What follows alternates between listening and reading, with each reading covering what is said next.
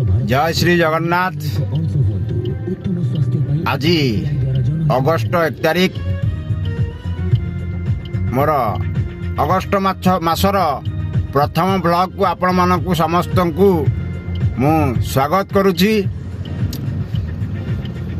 आपण माने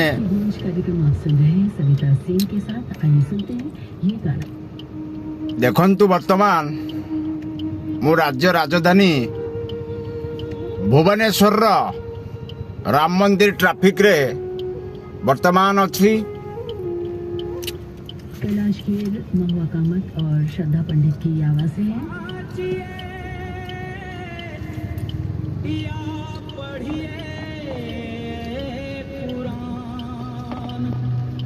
मेरी तेरी प्रीत ही हर पुस्तक जीवनर आरंभ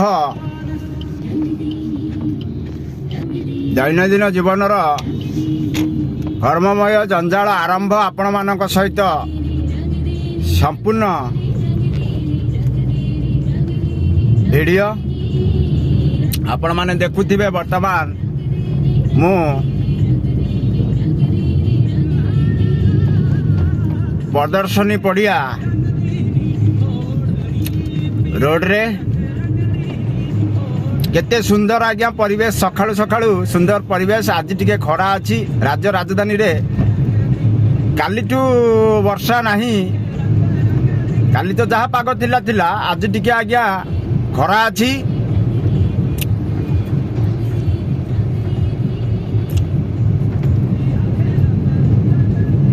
आउ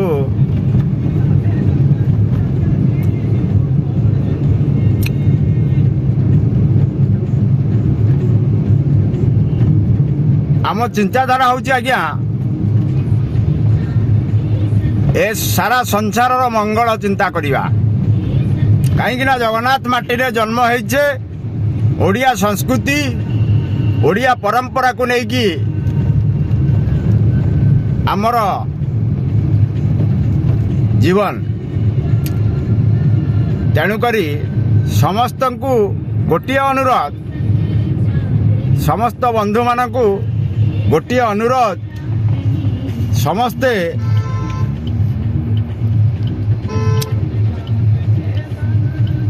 एक मन नहीं कि समस्ते समस्त को सहयोगर हाथ बढ़ाइबा दरकार, साहाय्यर हाथ बढ़ाइबा दरकार। यह ही समस्तंकर कर्तव्य रहिबा दरकार। देखंतु वर्तमान मो बस नुआ सरकार चेंज होला परे आम बस हो जाइछि, बुझी पाइले। आउ सब तो परिवर्तन सरकार चली। वर्तमान 24 वर्षर नवीन बाबूंकर सरकार चेंज हैला। ओडिशा रे नूतन मोहन सरकार आरंभ हैला 2024 रु। वर्षे पुराणी हैगला।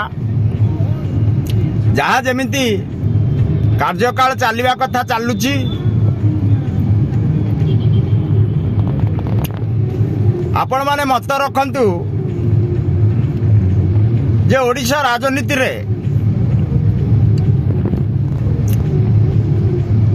भल नेता किए थिले, नवीन पट्टनायक ना वर्तमान ओडिशार मुख्यमंत्री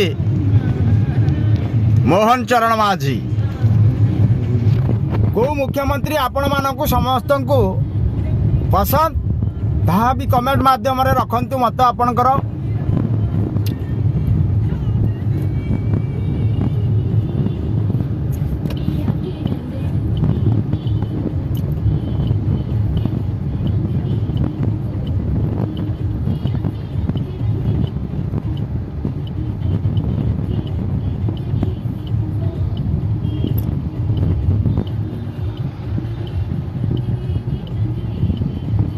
सेवा ही जीवन यह लक्ष्य रखंतु।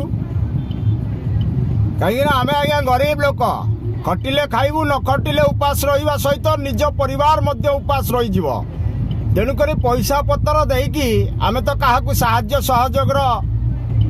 सहयोग करिपरिबुनु। तेणुक आम कर्तव्य जी आम सेवा करने कथा करूँ। सपोज किए गोटे मेडिकल में गोटे रोगी पड़ी जो रोगी की देहर मुंडे पोक हो जाती एभलिया परिस्थिति तार संसार में कहीं भी नहांती से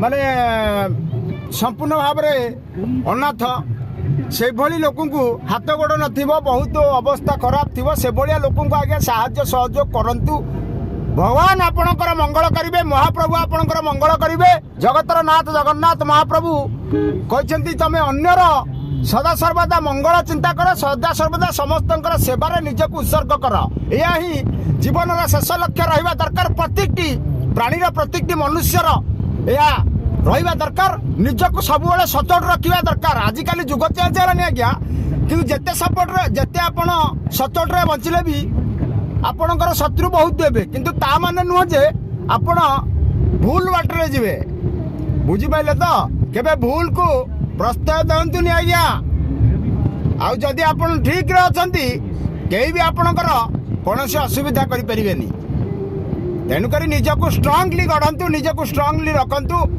आउ महाप्रभु को ऊपर भरोसा रखिकी निज जीवन को ठीक रास्ता रे अतिक्रम करंतु दिन दिन सफलतार सीढ़ी चढ़े आपण निश्चय यह भरोसा रखिए भाई ऊपर भाई जदि मिछ कहूए निश्चय ए कथार जवाब रखिए आपण दिन आसीब आपण पक्षरे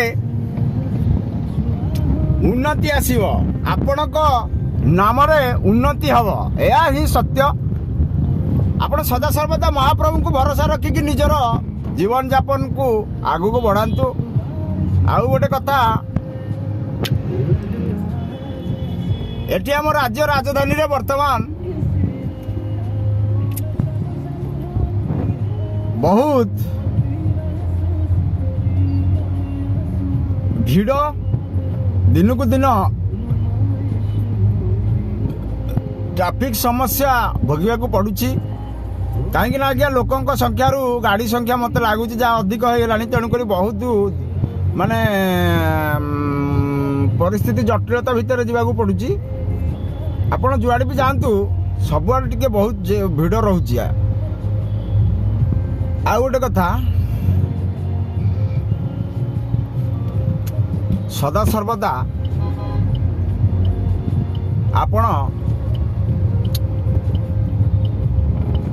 कथार अच्छी सम्मान देते सम्मान पाइब तेणुक समस्त को सम्मान दिंतु सम्मान देवा शिखंतु आपण को सम्मान मिल कथार अच्छी दिया को दिया न दिया को दुआर दिया से भाया कथा आज्ञा तेणुक समस्त को क्या केबे छोट नजर रे देखंतु नहीं आज्ञा किछि बड़ बड़ लोक अच्छा आमे आज्ञा भी बहुत लाइफ माने लोकों लाइफ रे मु भी आसी बड़ बड़ लोकों कोटिपति लोकों लाइफ रे मु भी आसी किंतु सेमानक व्यवहार एते कदर्य आपण को कहवा भी माने मुश्किल लगुच माने खराब लगुच मते आज सेमानक विषय रे किछि आलोचना मन को आसिला बोली आपण मानक सम्मुख रे रखिबा पे जाउची सेमाने आम भलिया कर्मीजीवी मानकू भावती से आम गोड़ तल लोक कि चाकर बाकर भाया भावती सपोज आम ड्राइवर आम ड्राइविंग करुचु राज्य राजधानी भुवनेश्वर में कौ कोटिपति घरे गोटे जाइए गाड़ी चलैलु समस्ते तो सामान नुहति से किसी लोक एमती अच्छा जो मैंने कदर्य व्यवहार करने सहित आम तो आपण को आज्ञा आपण तमें भी कहनु आपण मैंने तमें आपण आज्ञा न कही पारी तमें तो कहीपर तू ता कथबार्ता करेंगे छोट पिला ठू आरंभ कर घर प्रति सदस्य तू ता करके व्यवहार करेंगे तू ता करके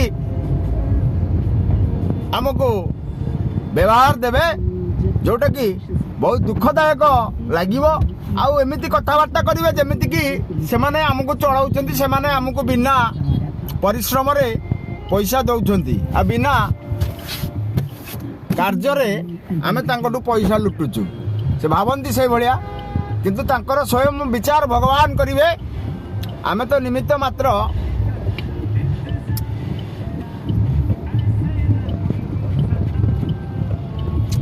कौन पाई एते ଲୋଭ ଏତେ ଅହଙ୍କାର ଏତେ ଛୋଟ ନଜର କ'ଣ ପାଇଁ? ଭାଇ ତମେ ଯୋଉ ମଣିଷ ଆମେ ବି ସେଇ ମଣିଷ, ତମ ଦେହରେ ଯୋଉ ରକ୍ତ ଆମ ଦେହରେ ମଧ୍ୟ ସେଇ ରକ୍ତ। ତେଣୁକରି ଯେତେ ଦିନ ଆପଣ ସଂସାରରେ ବଞ୍ଚୁଛନ୍ତି କାହାକୁ କେବେ ଛୋଟ ନଜରରେ ଦେଖନ୍ତୁନି ଭାଇମାନେ, ବନ୍ଧୁମାନେ।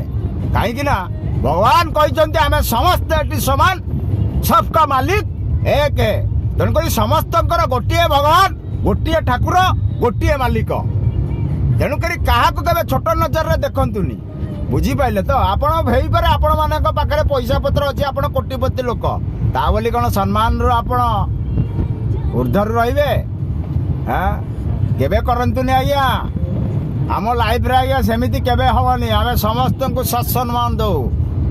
ବୁଝିପାରିଲେ ତ? ସାରା ସଂସାରର ଯେତେଟା ବି ଲୋକ, ଯିଏ ବି ଲୋକ ଥାଉ, ତାମାନେ ଗୋଟେ ଭିକାରୀ ଲୋକ ହେଲେ ବି ତାକୁ ଏ ଲେଟୁ ରାଣ ବିଜୁଳି ସଦା ସର୍ବଦା ଆଜ୍ଞା ଆପଣ କରିକି ବ୍ୟବହାର କରିକି ସେବା କରେ କିମ୍ବା କଥା କୁହେ। ତେଣୁକରି ସମସ୍ତଙ୍କୁ ସମ୍ମାନ ଦେବା ଦରକାର, କାହାକୁ କେବେ ଛୋଟ ଭାବିବା ଦରକାର ନାହିଁ। ବୁଝିପାରିଲ ତ? ଛୋଟ ସାପର ଅଧିକ ବିଷ। ତେଣୁକରି କାହାକୁ କେବେ ଛୋଟ ଭାବନ୍ତୁ ନାହିଁ। ନିଜେ କେମିତି କେତେ ଦୂର ଠିକ ଅଛନ୍ତି ସେଇଟାକୁ ମାଇଣ୍ଡରେ ରଖନ୍ତୁ, ଆଉ ସେଇଟାକୁ ଭଲସେ ନିଭାନ୍ତୁ। କେବେ କାହାକୁ ଛୋଟ ନ ଭାବି ନିଜର କର୍ମଜଞ୍ଜାଳ ସବୁବେଳେ ଠିକ ରଖନ୍ତୁ, ବ୍ୟବହାର ଠିକ ରଖନ୍ତୁ। ବ୍ୟବହାର ହିଁ ମଣିଷର ସବୁଠୁ ମୂଲ୍ୟବାନ ଜିନିଷ। ବ୍ୟବହାର ହିଁ ମଣିଷର ସବୁଠୁ ବହୁତ ବଡ଼ ସମ୍ପତ୍ତି, ଯେଉଁ ସମ୍ପତ୍ତି କି ଆପଣ ଜୀବନ ସାରା ବି କମେଇ ପାରିବେନି। ପଇସା ପତ୍ର ଭାବିକି ଆପଣ କମାଉଛନ୍ତି କି? କିନ୍ତୁ ଇଜ୍ଜତ, ମାନ ସମ୍ମାନ এইটা আগে আজ্ঞা। তেণুকরি পয়সাটা তা বাটরে, পয়সা তো সমস্তে কমাউଛନ୍ତି, কিଏ ନ କମାଉଛି ଆଜ୍ଞା ପଇସା? হ্যাঁ, ଗୋଟେ ଭିକାରୀ ବି ପଇସା କମାଉଛି ଭିକ ମାଗିକି। ତେଣୁକରି କର୍ମ ସମସ୍ତେ କରୁଛନ୍ତି, ସମସ୍ତେ ପଇସା କମାଉଛନ୍ତି। ଆପଣ କୋଟିପତି ହେଇପାରେ, ଆପଣ କଳା ଧନ କିଛି ରଖିଛନ୍ତି, କୋଟିପତି ହେଇଛନ୍ତି। ତେଣୁକରି ଆପଣ ଭାବୁଛନ୍ତି ଯେ ଆମେ ଏଭଳିଆ ଡ୍ରାଇଭର ଆଉ ମାଳି ଛୋଟକଟିଆ ପିଅନ ଫିଅନ ଏସବୁ ଲୋକଙ୍କୁ ଆମେ ଛୋଟକୋଟ ନଜରରେ ଭାବିବୁ ବୋଲି କେବେ ସେଇଟା ଭାବନ୍ତୁନି ଆଜ୍ଞା। ମୁଁ ଆପଣମାନଙ୍କୁ ସମସ୍ତଙ୍କୁ ରିକ୍ୱେଷ୍ଟ କରୁଛି, ଜଗତର ନାଥ ଜଗନ୍ନାଥ ମହାପ୍ରଭୁଙ୍କ ପାଖକୁ ମେସେଜ କରୁଛି, କହୁଛି ଏତିକି ଆଜି ସାରା ଓଡ଼ିଶାବାସୀଙ୍କୁ ଯେ କେବେ କାହାକୁ ଛୋଟ ନଜରରେ ଦେଖନ୍ତୁନି କି କେବେ କାହାର ଅମଙ୍ଗଳ ଚିନ୍ତା କରନ୍ତୁନି ଭାଇମାନେ, ବନ୍ଧୁମାନେ।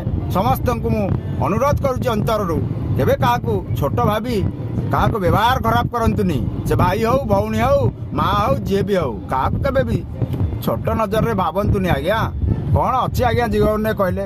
କେଇ ମୁହୂର୍ତ୍ତ ଭିତରେ କ'ଣ ହେଇଯିବ ତାହାକୁ ଆମେ କହିପାରିବା? ତେଣୁକରି ନିଜକୁ ସମ୍ପୂର୍ଣ୍ଣ ଠିକ ରଖିବା ପାଇଁ ଚେଷ୍ଟା କରନ୍ତୁ। ନିଜେ ଠିକ ତ ଦୁନିଆ ଠିକ। ତେଣୁକରି ନିଜକୁ ସବୁବେଳେ ପରିଷ୍କାର ରଖନ୍ତୁ, ସବୁବେଳେ ସଚ୍ଚୋଟ ରଖନ୍ତୁ, ସବୁବେଳେ ନିର୍ମଳ ରଖନ୍ତୁ। ଏହା ହିଁ ମୋର ଆପଣମାନଙ୍କ ପାଖରେ ବିନତି ଭରା ଶେଷ ଅନୁରୋଧ। ଆଉ ଅଧିକ କିଛି କହୁନି, ବହୁତ ଲଙ୍ଗ ଭିଡ଼ିଓ ହେଇଗଲାଣି। ଆପଣମାନେ ମୋ ଭିଡ଼ିଓକୁ ଦେଖିବା ସହିତ ସବସ୍କ୍ରାଇବ୍ କରିବେ, ଲାଇକ୍ କରିବେ, କମେଣ୍ଟ କରିବେ, ଭରପୁର ମାତ୍ରାରେ ଭାଇଟିକୁ ସପୋର୍ଟ କରିବେ ଆଜ୍ଞା। କାହିଁକିନା ଆପଣମାନଙ୍କର ସପୋର୍ଟରେ ହିଁ ଏ ସାନ ଭାଇଟା, ଏ ଦୁଃଖୀ ଭାଇଟା ଆଗକୁ ବଢ଼ିପାରିବ। କାହିଁକିନା ମୁଁ ସମସ୍ତଙ୍କୁ ଆଜ୍ଞା ସପୋର୍ଟ କରିବା ପାଇଁ ନିଜ ଜୀବନକୁ ଉତ୍ସର୍ଗ କରିଛି। ମୁଁ ସମସ୍ତଙ୍କୁ ଶେଷ ଜୀବନ ପର୍ଯ୍ୟନ୍ତ ସପୋର୍ଟ କରିବି, ସେ ଯିଏ ବି ହଉ ନା କାହିଁକି, ଆମରି ଓଡ଼ିଶା ମାଟିର ହଉ କିମ୍ବା ଆମରି ଭାରତ ମାଟିର ହଉ, ଯିଏ ବି ଆସୁ ମୋ ଲାଇଫକୁ, ମୋ ବ୍ଲଗକୁ, ମୁଁ ସମସ୍ତଙ୍କୁ ସମ୍ମାନର ସହିତ ସପୋର୍ଟ କରିବି। ଜୟ ଶ୍ରୀ ଜଗନ୍ନାଥ, ଜୟ ଶ୍ରୀ ଜଗନ୍ନାଥ।